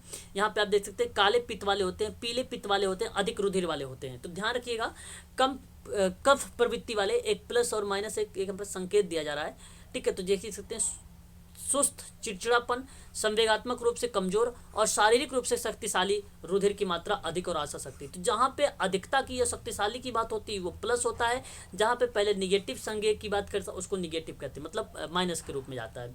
तो कब प्रवृत्ति वाले ऐसे व्यक्ति होते हैं। तो कुछ व्यक्ति ऐसे होते हैं जो चिड़चिड़ा वाले होते हैं, कुछ व्यक्ति ऐसे भी होते हैं जो अधिक मतलब अधिक आशा वाले होते हैं, अधिक, है ना, इस तरीके से आप कह सकते हैं। बड़े शांत स्वभाव के होते हैं, मतलब एक तरफ पॉजिटिव एक तरफ निगेटिव। वहीं बात काले पित्त वाले अगर हम बात करें दोनों नेगेटिव है, जैसे निराशावादी, शक्तिहीन, दुखी, शारीर और संवेग रूप से कमजोर, मतलब हर रूप में कमजोर। काले पित्त वाले प्लस करते हैं। देखिए अब दोनों रूप में बेसिकली दोनों रूपों में मजबूत, शारीरिक और संवेग रूप में स्थिर और संतुलित रहते हैं हमेशा, मतलब मजबूत। अगर हम बात करें अधिक रुधिर वाले, तो पहले पॉजिटिव प्लस निकल, पहले देखिए इसमें संवेगात्मक रूप से सशक्त होते हैं, बाद में ये कमजोर, यानी परंतु कमजोर, है ना, और भी कमजोर कह सकते हो। यहाँ पर ये चीज़ें हमें देखने को मिलती है। ये आपका था हिप्पोक्रेटस का नाम वर्गीकरण। समाजशास्त्रियों ने इस तरीके से बोला। कार्ल का नाम थोड़ा सा इंपॉर्टेंट है। कार्ल बेसिकली पूछे जाते हैं, कार्ल और जुंग। तो यहाँ पे युंग महोदय ने वर्गीकृत किया है किस तरीके से, तो 3 प्रकार से वर्गीकृत किया, अंतर्मुखी, बहिर्मुखी, उभयमुखी। अंतर्मुखी वाले जो है केवल लेखक बनने की योग्यता रखते हैं, एकांत प्रिय होते हैं, विचारशील वाले होते हैं। ये लाइन भी याद रखिएगा। शिक्षक और जो है नेता बनने की योग्यता बहिर्मुखी में होती है। उभयमुखी में क्या होता है भी कि उचित व्यक्तित्व वाले, इसमें अंतर्मुखी और बहिर्मुखी दोनों प्रकार के व्यक्तित्व के जो गुण होंगे इसी में पाए जाएंगे, ठीक है। याद रखिए भारतीय दृष्टिकोण में आप देख सकते हैं 3 प्रकार के, तपोगुणी, रजोगुणी, तमोगुणी। जो सतोगुणी होता है वो ईश्वर में वो धर्म में विश्वास रखने वाले होते हैं, जो रजोगुणी होते हैं वो कर्म में विश्वास रखने वाले, जो तपोगुणी होते हैं वो सुख शांति प्राप्ति और विलासी प्रवृत्ति वाले होते हैं। तो ये भारतीय दृष्टिकोण से है। तो मैं कहूँगा भारतीय वाला भी ध्यान रखिएगा आप सभी लोग। बस आगे बढ़ जाएंगे अब, और यहाँ पे किसी का नाम उतना इम्पोर्टेंट नहीं है। अब सिगमंड फ्रायड अगर हम बात करें तो सिगमंड फ्रायड के बारे में अभी मैंने आपको बताया भी था, ये ऑस्ट्रिया के। यहाँ पे ध्यान रखिएगा, मन की 3 दशाएं हैं सिगमंड फ्रायड की। चेतन आप देख सकते हैं जिसको 1/10 मस्तिष्क को जागृत के रूप में मैंने बताया था, 1/10 चेतन इसको कहा गया। और चेतन 9/10 का बताया गया, कटु अनुभूति दुखद बताया गया, जहाँ पे दमित इच्छाओं का भंडार होता है। और ये मन की 3 दशाएं हैं। मन की 3 दशाएं चेतन मन, अचेतन मन, अर्धचेतन मन होता है। उसके बाद यहाँ पे अगर हम बात करें अर्धचेतन के बारे, तो यहाँ इसका मान 0 बताया गया, जहाँ चेतन और अचेतन के बीच की अवस्था बताई गई। याद की हुई बातों को भूल जाता है, अटक जाना, हकलाना आदि बातें अर्धचेतन की प्रवृत्ति को दर्शाती है, अर्धचेतन को। तो देख लीजिए आप लोग यहाँ पे देख सकते हैं अर्धचेतन, अचेतन और चेतन तीनों शब्द में बहुत सरल शब्दों में लिखा गया है, जैसे कि आपको पता नहीं सिगमंड फ्रायड के 3 शब्द हैं, काफी इंपॉर्टेंट है। वहीं बात करते हैं कि जब व्यक्तित्व संरचना की बात होती तो 3 अवस्थाएं बताई गई थी सन 1923 में। कब बताई गई थी? सन 1923 में ये इसके बारे में बताई गई थी। यह अवस्था एक थी ईद, एक थी ईगो, एक थी सुपर ईगो। ईद का मतलब होता है सुखवादी सिद्धांत पर आधारित होता है, ये प्रवृत्ति मतलब पशु प्रवृत्ति का होता है। अचेतन मन का राजा होता है, ये दमित इच्छाओं का भंडार करने वाला होता है, ईद इसको कहते हैं। कोई मुझे इसको स्पष्ट करना चाहेगा क्या? फॉर एग्जाम्पल बताएं। जिसमें पशुता, क्रूरता, जिसमें निगेटिविटी होती है, काफी हिंसात्मक जिसमें होती है गतिविधियां, श्योर श्योर ये श्योर। इदम में ही होती है। Okay, good good, very good. यहाँ पे अगर हम बात करें तो मैं आपसे बता दूं कि जो जी ऐड करना चाहती हूँ। ऐड करो। ईद जो है सर वो अपरिपक्व अवस्था है जिसमें हमारी जो लालसा होती है इसको हम जैसे मतलब हमारी इच्छा बहुत जल्दी जल्दी बढ़ती है, उससे इतना पूर्ण होती है जिसको ईगो कंट्रोल करता है सर। तो ये चीजें इस ईद में ईगो होती है सर। कंट्रोल करता है, ईगो कंट्रोल करता है, ये शब्द ठीक है, ठीक है, आपने सही बताया। देखो पशुवत बिहेवियर वही होता है ना, जैसे कि अगर आपको मान लीजिए जा रहे हैं रास्ते से, एक मकान मिला, ताला लगा हुआ है ना, अब मन कर रहा है भाई घर में कोई है नहीं, लाओ चोरी कर लेते हैं, है कि नहीं। ताला लगा हुआ है घर में, चोरी करने का मन कर रहा है, तो ये पता है कौन कह रहा है, ये ईगो और सुपर ईगो नहीं कह रहे हैं चोरी करने के लिए आपको, ईद कह रहा है। कौन कह रहा है ये चोरी करने के लिए? ईद बोल रहा है। जब इदम यहाँ पर बोलता है तो वहीं आपके मन में एक और विचार आता है, यदि आप पकड़े गए या तो फिर तोड़े जाओगे या तो फिर जेल जाओगे। तो ये जो आप जेल, आपके अंदर जो भावनाएं आई हैं बन के, ये किसकी भूमिका है? ये ईगो की है, जो अभी मैडम ने बताया है। इसको क्या कर रहा है? कंट्रोल कर रहा है। ये ईगो क्या कर रहा है? इसको कंट्रोल कर, भाई ऐसा मत करो वरना इसका परिणाम गलत होगा, है कि नहीं। तो ये होता है ईद और ईगो। ईगो वास्तविक सिद्धांत पर आधारित, ये चेतन मन का स्वामी है, चेतन मन का स्वामी है। Very very most important line, चेतन मन का स्वामी कौन? ईगो। आदर्शवादी ये सिद्धांत पर आधारित है, सुपर ईगो, जैसा कि आपको भली भांति तरीके से मालूम होगा, जानते हैं ना। तो बताइए। जी सर। हाँ, इदम अहम परा अहम, बहुत बढ़िया शब्द है ये, एग्जाम में कई बार पूछा भी जा चुका है, सोशल वर्क में तो बहुत ज़्यादा पूछा जाता है ये, है ना। तो इस चीज़ को आप सभी लोग देखिए, इदम जो होता है ना, जन्मजात प्रवृत्ति का होता है, यहाँ से काफ़ी प्रश्न आता है। और इसमें मैं आपको बता दूं कि मुख्य रूप से व्यक्ति की मूल वासनाएं, प्रवृत्ति और दमित इच्छाएं, ये सारी चीज़ें इदम में आती हैं। इदम किसी भी तरह का तनाव नहीं सह सकता और बिना किसी बाधा और इंतजार के तत्काल आनंद और सुख, शांति या संतुष्टि प्राप्त करना चाहता है ये। और ये पता है अचेतन में काम करता है। ये पूर्णता किस में काम करता है बताइए जरा एक बार। अचेतन में। काफी इंपॉर्टेंट शब्द है ये अचेतन, यहाँ पे ध्यान रखिए। आप देख सकते हैं अचेतन में, मैंने एक शब्द बोला दमित वगैरह, अभी ऊपर आपने पढ़ा भी होगा, मैंने आपको शायद स्पष्ट भी किया है कि नहीं, देख सकते हैं आप, यहाँ पे देखो, है ना, अचेतन है ना, दमित इच्छाएं वगैरह, ये देखो, ये 9/10। हाँ, बस ये चीजें हैं, इसको हमें समझना होगा। आगे बढ़ेंगे। फ्रायड की दो मूल प्रवृत्तियां हैं, कितने लोग जानते हो सिगमंड फ्रायड की दो मूल प्रवृत्तियां? सिगमंड फ्रायड की दो मूल प्रवृत्ति कितने लोग जानते हो? बताओ अगर मालूम है तो। नहीं मालूम? बिल्कुल, वेरी गुड। देखो जो थेनाटोस है, मैं जिसको आप मृत्यु के नाम, देखो एक यहाँ पे ध्यान के, एक इनकी दो मूल प्रवृत्तियां हैं जिसका नाम स्क्रीन पर लिखा भी है। महान भाव बता दिया करो, बोल तो दिया करो, ये भी तो नहीं बोल पाते हो। देखो एक लिखा हुआ है जीवन मूल प्रवृत्ति, जीवन मूल प्रवृत्ति। इसी को हम लोग क्या नाम देते हैं जरा एक बार बताइए? इरोस कह सकते हैं क्या? और इसी अगर हम बात करें मुमूर्षा या मृत्यु मूल प्रवृत्ति, क्या यहाँ पे मृत्यु मूल प्रवृत्ति जो है ना, ये बेसिकली थेनाटोस शब्द है। ये किस विद्वान ने दिया था थेनाटोस शब्द? इसी को बोला था प्राइड ने बोला था। तो याद रखिएगा आप सभी लोग, जो जीवन की मूल प्रवृत्ति होता है, इसका मतलब होता है कि यह जीवन जीने के लिए, साधक जुटाने के लिए अभिप्रेरित है।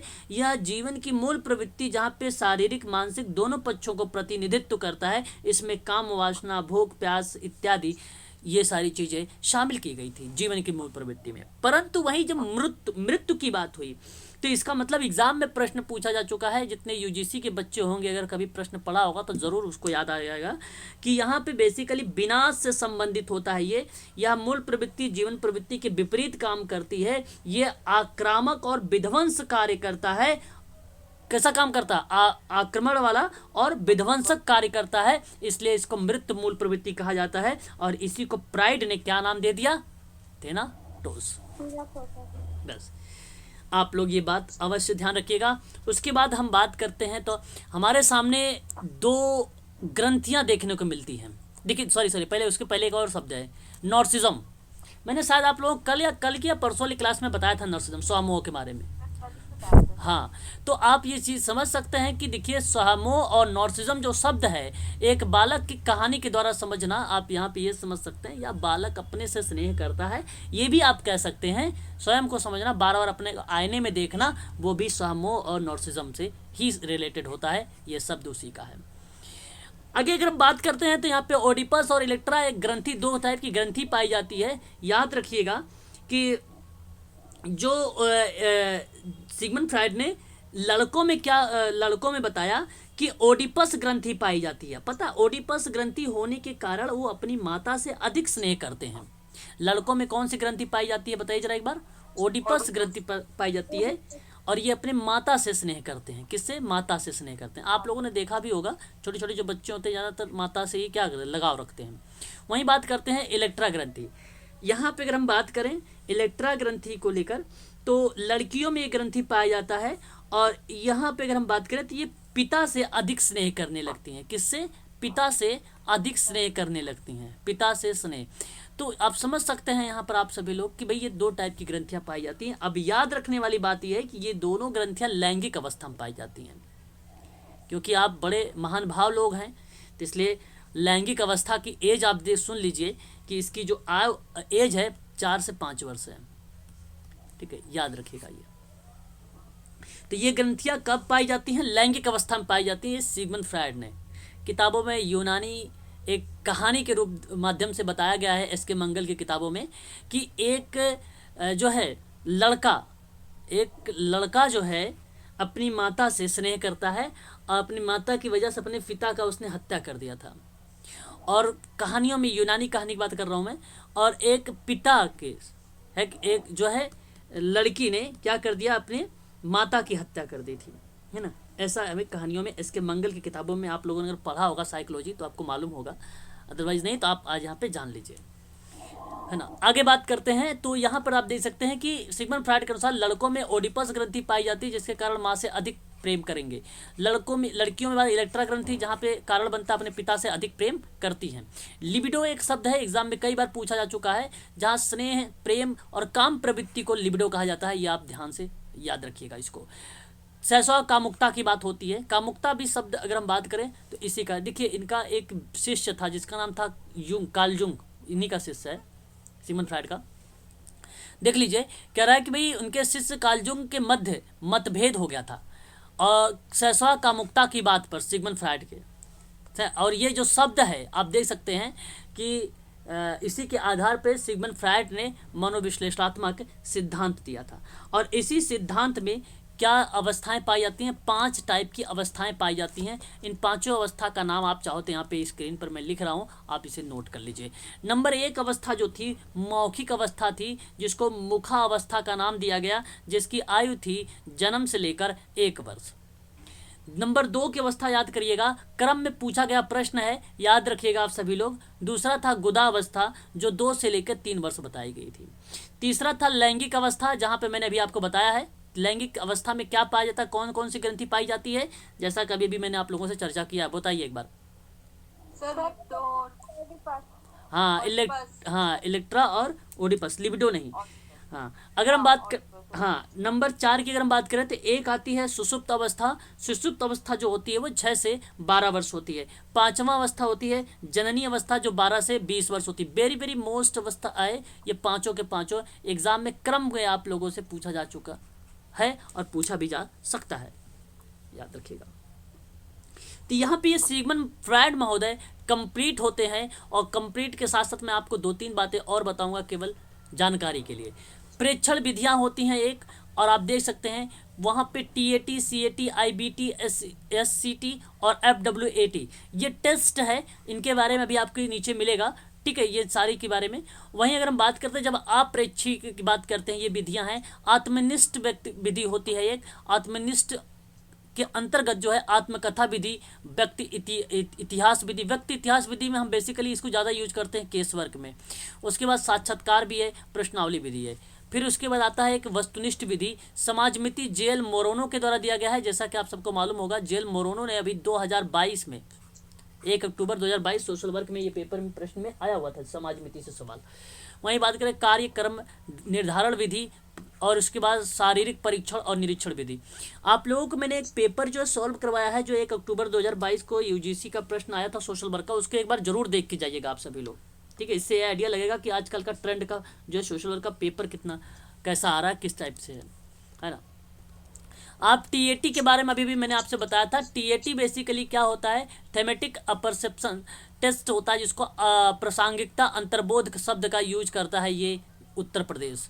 तो आपको मैं बता दूं, ये 1935 में मॉर्गन एंड मुर्रे के द्वारा दिया गया था। इसमें कुल कार्ड 31 कार्ड थे, आप देख सकते हैं। 10-10 जो कार्ड थे आप देख सकते हो, 10 कार्ड पर पुरुष का चित्र था, 10 कार्ड पर महिला का चित्र था, और 10 कार्ड जो थे यहाँ पे 10 कार्डों पर दोनों के चित्र बने हुए थे, यानी 5-5 आप रख सकते हैं यहाँ पर, ठीक है। और एक कार्ड खाली था, 31 कार्ड थे। अच्छा, आगे बात करते हैं। यहाँ पे देखिए, ये 14 वर्ष के जो आयु के बालक होंगे उनके लिए ये यूज होता है TAT मॉर्गन एंड मुर्रे ने दिया था 1935 में। उसके बाद CAT है, चिल्ड्रन जो है अपरसेप्शन टेस्ट होता है, जिसको बाल श्रम प्रतिक्षण परीक्षण कहा जाता है। ये लियोपोल्ड बेलोक ने सन 1948 में दिया था, ठीक है, याद रखिएगा। इसका नाम नहीं पूछा जाता है, इसको छोड़ दीजिए। कुल 10 कार्ड थे इसमें, कुल इसमें 10 कार्ड थे, और ये 10 कार्डों पर जानवर के चित्र बने हुए थे। किसके चित्र बने थे? जानवरों के चित्र बने हुए थे, ठीक है। और यह जो है बेसिकली 3 से 11 वर्ष के जो बालक हैं उनके लिए यूज में लाया गया था। और TAT जो है वो कितने वर्ष के बालकों के लिए था? 14 वर्ष के बालक के लिए था, ठीक है। और ये 3 से 11 वर्ष के बालकों के लिए था। यहाँ पे अगर हम बात करें IBT, ये बेसिकली जो है रोसा शाही धब्बा परीक्षण है। ये 1921 में आया था। इसमें 10 कार्ड थे और ये हरमन रोसा ने दिया था। और इस 10 कार्डों में अगर हम बात करें, 5 कार्ड काले और सफ़ेद के थे, बाकी 5 कार्ड जो थे वो विभिन्न रंगों के धब्बे से बने हुए थे। इसमें बेसिकली अगर हम बात करें तो बालकों के क्रियात्मक और भावनात्मक और संज्ञानात्मक परीक्षण होता है। बस 3 बातें याद रखिएगा, IBT में क्रियात्मक, भावनात्मक और संज्ञानात्मक परीक्षण होता है इसमें, ठीक है। इसमें संज्ञानात्मक परीक्षण होता है। SCT की बात कर लेते हैं, वाक्य पूर्ति है होता है। ये पाइन एंड टेडलर का है, सन 1930 में आया था, पाइन एंड टेडलर का था। यहाँ पे बेसिकली क्या था, सेंटेंस वाक्य पूर्ति करना। जैसे अगर मैं कहूँ कि मेरा नाम, ठीक है, डैश है, तो आप यहाँ पर आपने मेरे को फॉर्म दे दिया तो मैं लिख दूंगा मेरा नाम रोहन है, ठीक है। अब आप इस तरीके से मिलता है। जैसे मैं बहुत खुश होता है जब मेरे माता पिता मुझे कहीं घुमाने ले जाते हैं या पिकनिक ले जाते हैं, है ना।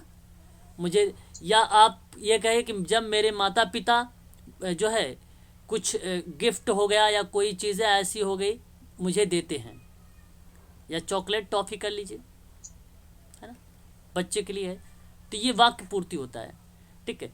स्वतंत्र शब्द साहचर्य की बात अगर मैं करता हूँ तो FWAT की बात होती है। इसका फुल फॉर्म ये है, ये देखिए आपको बन जाएगा फ्रीडम वर्ड एसोसिएशन टेस्ट बन जाएगा। तो ये बेसिकली मनोविश्लेषणात्मक विधि है। ये फ्रांसिस गाल्टन के, शायद मैंने शब्द साहचर्य के बारे में बता चुका हूँ, याद आया? जी सर। तो ये देखो शब्द है, अगर स्वतंत्र लिख देता शब्द साहचर्य तो कंफ्यूज मत होइएगा। मैंने जो बोला है उस चीज़ को याद रखिएगा, जितने वो कीवर्ड्स बताए हैं वो कीवर्ड्स याद रखिएगा। फ्रांसिस गाल्टन का जरूर मिलेगा आपको, ठीक है, ये वही है। तो यहाँ पे देख सकते हैं सन 1879 में इन्होंने दिया था ये। और यहाँ पर इन्होंने आप देख सकते हैं कि व्यक्तित्व मापन के अलावा कई मनोवैज्ञानिक रोगों का इलाज भी इन्होंने यहाँ पर किया है, ठीक है। ये हो गया आपका, ठीक है। बाकी यहाँ पर आप देख सकते हैं कि विलियम उंट और उसके जो शिष्य थे, टिचनर थे, आत्मकथा और आदर्श दर्शन विधि या अंतर्दर्शन विधि। व्यक्ति इतिहास विधि वेरी वेरी मोस्ट इंपोर्टेंट, इसको नोट करना है तो नोट कर लीजिए आप सभी लोग। टाइडमैन ने दिया है, बहुत इंपॉर्टेंट सवाल है, 110% बताओ, इसको कॉपी पर नोट कर लीजिए, पहले पेज पर लिख लीजिए। व्यक्ति इतिहास विधि किसने दिया है? टाइडमैन ने दिया है, बहुत कम लोगों को मालूम है, टाइडमैन ने दिया है। नोट कर लीजिए, बहुत इंपॉर्टेंट है। टाइडमैन ने दिया है व्यक्ति इतिहास विधि, है ना, जो केस वर्क में यूज़ होता है। प्रश्नावली विधि आप देख सकते हैं वुडवर्थ का है यहाँ पे। हालांकि आप देख सकते हैं साक्षात्कार विधि प्रारंभ हुआ था अमेरिका में, जहाँ पे आप जानते हैं आमने सामने होना ज़रूरी नहीं होता है, प्रश्नों के संबंध नहीं होते, नशा नहीं समझ नहीं। यहाँ पे तो साक्षात्कार विधि वही होता है ना जो आमने सामने ज़रूरी होता है। इसका मतलब क्या इसने बताया? साक्षात्कार विधि प्रारंभ में अमेरिका में हुआ। साक्षात्कार में आमने सामने होना ज़रूरी नहीं होता है, इनमें प्रश्नों का कोई संबंध नहीं होता है, वह ना ही प्रश्न पर चर्चा करते हैं। मुझे लग रहा है यह पे करेक्ट नहीं लिखा हुआ है, आमने सामने होता साक्षात्कार, है ना, छोड़ दीजिए इसको, सही नहीं है ये साक्षात्कार। बेसिकली जो साक्षात्कार के मेथड से वही यूज़ करिएगा। वस्तुनिष्ठता विधि की बात करते हैं तो यहाँ पे आप देख सकते हैं जे.बी. वाटसन का नाम आता है निरीक्षण विधि में, ठीक है। यहाँ पे देखिए समाजमिति के बारे में मैंने अभी आपको बताया है, जे.एल. मोरोनो का नाम याद है, अभी भी बोला है समाजमिति के बारे में, जे.एल. मोरोनो का नाम। रेटिंग स्केल देख सकते हैं, निर्धारण स्केल देख सकते हैं, क्रम निर्धारण। देखिए अगर हम बात करते हैं मापी, अभी भी मैंने एक नाम लिया था, क्या नाम था उसका, नाम भूल गया यार अभी, क्या था, गाल्टन का नाम था, गाल्टन। मैंने बताया था रेटिंग मापनी, रेटिंग मापनी यही लिखवाया था ना आपको। हाँ सर यही देखिए यहाँ पे अगर हम बात करें क्रम निर्धारण मापनी है रेटिंग स्केल के, जिसको हम जानते हैं, परंतु आप याद रखिए ये बिहेवियर पर आधारित है। ये थॉस्टन का है, ठीक है, ये थॉस्टन का है, तो याद रखिएगा ये बिहेवियर पे आधारित है, तो ये रेटिंग मापनी नहीं आएगा, रेटिंग मापनी नहीं आएगा, ये नाम नहीं आएगा, ये क्रम निर्धारण मापनी आएगा, इसको लगाइएगा आप सभी लोग। पूर्व सहमत, सहमत, अनिश्चित, असहमत, अपूर्ण सहमत, ये बेसिकली क्रम निर्धारण मापनी होती है। आंकड़े एकत्रित करके निष्कर्ष निकाला जाता है, ये व्यक्तित्व कैसा है, उसका व्यक्तित्व कैसा है, इसको जानने की कोशिश करता है ये, ठीक है। ये हो जाएगा आपके सामने। फिर बस यहाँ पर आपका ये खत्म हो गया। अब हम लोग देखते हैं आगे, कुछ और शब्द होंगे तो इम्पोर्टेंट चर्चा करेंगे। बस यहाँ पे आपका ये आज ये समाप्त हो गया, इसमें अब कुछ ऐसा नहीं रह गया है जो मैं आपको बताऊं। हाँ, बुद्धि के बारे में थोड़ा सा समझ लीजिए, क्योंकि इम्पोर्टेंट है बुद्धि के बारे में, यहाँ पर देख सकते हैं, थोड़ा सा देख लीजिए बुद्धि के बारे में। देखिए बुद्धि का सिद्धांत तो हालांकि एक कारक सिद्धांत है, मैंने आपको पहले बता रखा, टर्मन और जो है स्टर्न का है ये। अल्फ्रेड बिनेट ने एक तत्व का सिद्धांत दिया था, और इसी को निरंकुशवादी सिद्धांत भी कहा जाता है, एक तत्व को, ठीक है। याद रखिएगा अल्फ्रेड बिनेट के साथ था टर्मन और विलियम स्टर्न का भी नाम हमें देखने को मिलता है, सन 1911 में दिया गया था। एक कारक का सिद्धांत इसको कहते हैं। वहीं द्वितत्व का सिद्धांत एक स्पीयरमैन ने दिया था, सन 1904 में दिया था, ब्रिटेन लंदन के थे। ये दो तत्वों का दिया था, एक सामान्य तत्व होता है, एक विशिष्ट तत्व होता है। सामान्य तत्व को जी बोला गया था, और जी भाव जनरल, विशिष्ट को स्पेशल बोला, मतलब ये दो एलिमेंट पाए जाते हैं, दो तत्व पाए जाते हैं। जो जी होता है सामान्य जो होता है वो जन्मजात होता है, जो विशिष्ट होता है वो अर्जित किया जाता है समाज से। बाद में स्पीयरमैन ने एक और तत्व को समूह तत्वों से जोड़ दिया, इसी करके त्रितत्व का सिद्धांत दे दिया, इस बात को ध्यान रखिएगा। उसके बाद एक और तत्व आता है, बहुतत्व सिद्धांत दिया है, यल थॉर्नडाइन ने, यूएसए के रहने वाले हैं, आप अच्छी तरीके से जानते हैं। इसी सिद्धांत को बालू का सिद्धांत भी कहा जाता है, एग्जाम में कई बार आप लोगों से पूछा भी जा चुका है। बालू का सिद्धांत किस विद्वान ने दिया है, तो थॉर्नडाइक ने दिया है, ये एग्जाम में पूछा जा चुका है। इसी का नाम है परमाणुवादी सिद्धांत भी, ठीक है, याद रखिएगा। समूह तत्व का सिद्धांत थर्स्टन ने दिया है, ये इंपॉर्टेंट नहीं है, इसको छोड़ दीजिए, ठीक है। बेसिकली प्राइमरी मेंटल एबिलिटी के बारे में ये प्रश्न जरूर पूछा जा चुका है कि प्राइमरी मेंटल एबिलिटी यानी प्राथमिक मानसिक योग्यता किसने बताया है, तो ये लूसी थर्स्टन ने, लूसी क्या नाम इसका है, लूसी थर्स्टन ने दिया था 1938 में। इसी का उपनाम है प्राथमिक मानसिक योग्यता का सिद्धांत, ठीक है, याद रखिएगा।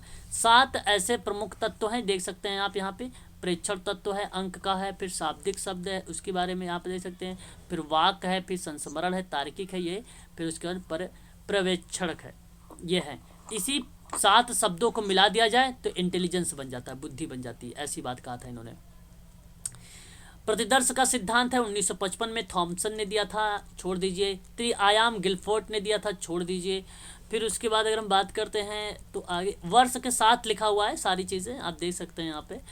फिर उसके बाद अगर हम बात करें तो यहाँ पर देख सकते हैं त्रि चपाती का सिद्धांत नहीं, छोड़ दीजिए। तरल ठोस, ये इंपॉर्टेंट है, आरबी कैटल का नाम आता है, इनका पूरा नाम है आरबी कैटल, ठीक, आरबी कैटल, याद करिएगा। तरल और ठोस का सिद्धांत इसको बोला जाता है।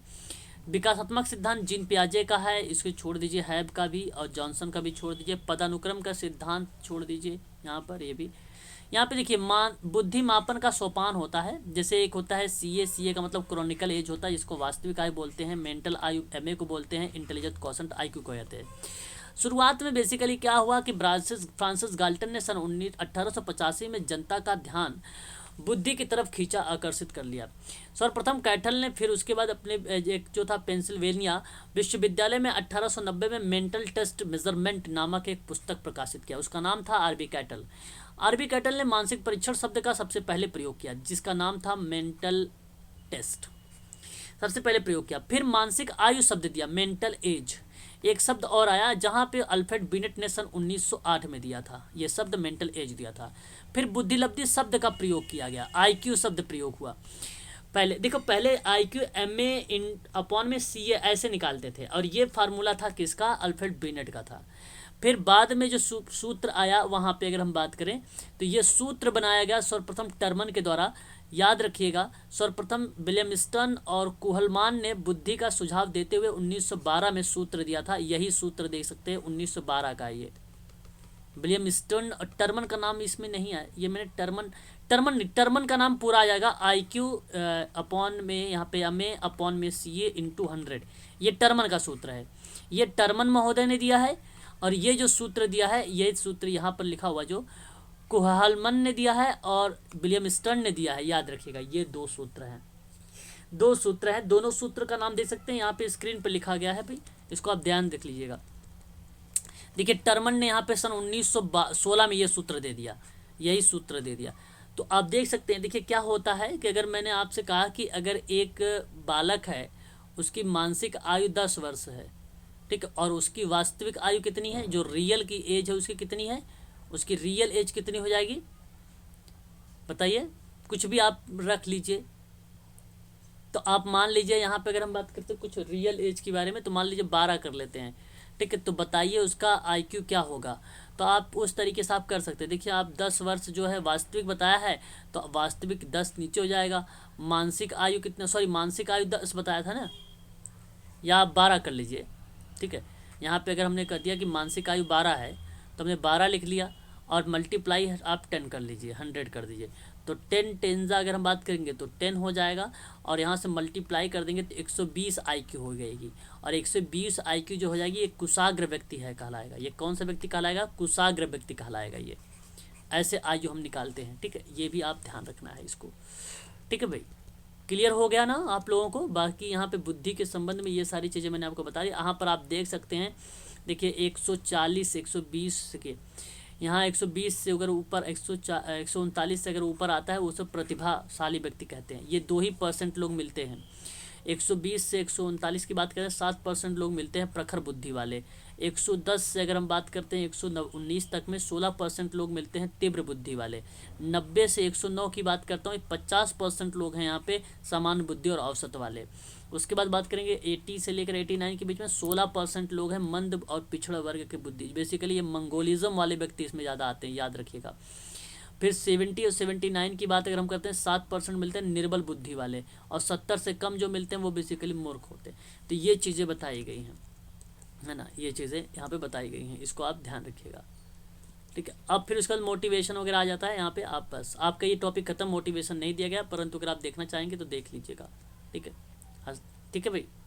यहाँ पे देखो लर्निंग डिसेबिलिटी के बारे में कुछ टाइप बताया गया है। लेखन से संबंधित, याद रखिएगा उसको लेखन से संबंधित होगा डिसग्राफिया, और पठन संबंधित डिसलेक्सिया हो जाएगा, और डिसकैलकुलिया गणित से संबंधित हो जाएगा। डिस्प्रैक्सिया बेसिकली क्या, लेखन और वाचन गणितीय संबंध में बताता है।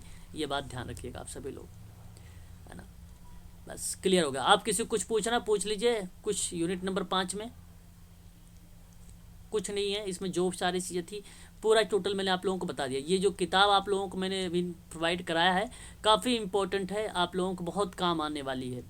कोई ज़रूरी नहीं इसी एग्ज़ाम के लिए है, वो बहुत सारी एग्ज़ाम है, जितनी भी एग्ज़ाम आप देते हैं इसे आप पढ़ के जाएँ, देखना सारे के सारे एग्ज़ाम इसी में से जो है कुछ ना कुछ क्वेश्चन ज़रूर फंसेंगे। ऐसा कुछ है ही नहीं कि जो नहीं। जो आप बता रहे थे एस के मंगल, हाँ, साइकोलॉजी मनोविज्ञान, वो मोटी किताब है। क्या नाम है पूरा बुक? डालिएगा नेट पे तो आपको बुक मिल जाएगी।